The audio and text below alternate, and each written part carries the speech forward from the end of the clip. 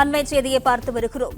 கரூரில் கூட்ட நெரிசலில் பலியானோரின் குடும்பங்களுக்கு வழங்கப்பட்ட அரசு பணிக்கான ஆணை ரத்து செய்யப்பட்ட விவகாரத்தில் உத்தரவுக்கு எதிரான தாக்கல் செய்யப்பட்ட மேல்முறையீட்டு மனுவை வரும் 14ஆம் தேதி விசாரிக்கிறது உச்சநீதிமன்றம்.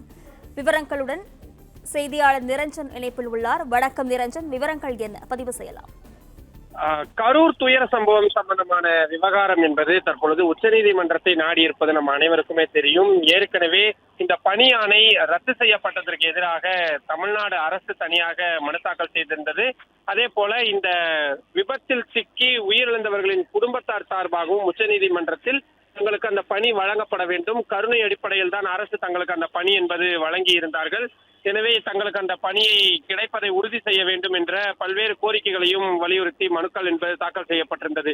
தற்பொழுது இந்த மனுக்கள் எப்பொழுது விசாரணைக்கு வரும் என்று பெரும் எதிர்பார்ப்பு இருந்து வந்த நிலையில் வரும் வெள்ளிக்கிழமை இந்த வழக்கை விசாரணைக்காக பட்டியலிட்டிருக்கிறது உச்சநீதிமன்றம். அன்றைய தினமே ஏற்கனவே கேவியட் மனுவெல்லாம் தாக்கல் செய்யப்பட்டிருக்கிறது என்பதனால் அன்றைய தினமே இடைக்கால உத்தரவு எதுவும் வருவதற்கான வாய்ப்பு இருக்கின்றது. அல்லது நேரடியாக உச்சநீதிமன்றம் மனுக்களை எப்படியாக கையாள போகிறார்கள் என்ற அடிப்படையான விஷயங்கள் நமக்கு தெரிந்துவிடும்.